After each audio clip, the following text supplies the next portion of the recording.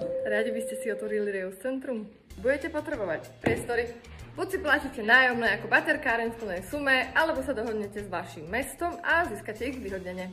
Najväčšia položka zo všetkých sú samozrejme ľudia, pretože ich chceme odmeniť za ich prácu. Keď organizujete workshopy alebo stretnutia, tak potrebujete na ne nejaké materiály. Ďalej vezmete jedného až dvoch účtovníkov a potom myslíte iba na bezpečnosť svojich zamestnancov a na úplne všetky právne predpisy. Pritom nikdy nezabudnite na poistenie či už ľudí alebo priestorov, pretože nikdy neviete, čo sa môže stať.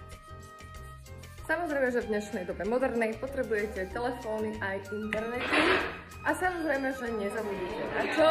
Na funkčný web. Každá organizácia potrebuje dobrú komunikáciu, marketing, PR a disemináciu svojich vlastných projektov. Marketing, aj vy sa budete snažiť o zabezpečenie financovania z rôznych zdrojov. Preto myslíte na projektovú podporu. A samozrejme, čo patrí ku komunikácii? Dobré fotky a dobré video. Fungovanie organizácie a zamestnávanie ľudí je vždy spojené s mnohými nákladmi. Naša vláda si aktuálne pripravila jednu lahodnú novinku pre nás. Transakčná daň. Mesačné náklady na prevádzku baterkárne sa pohybujú od 6 do 7 tisíc eur. Samozrejme, že to môže byť aj viac. My sa ich snažíme pokrývať z viacerých zdrojov. Jedným z nich je aj fundraising, kde nám môžeš pomôcť práve ty.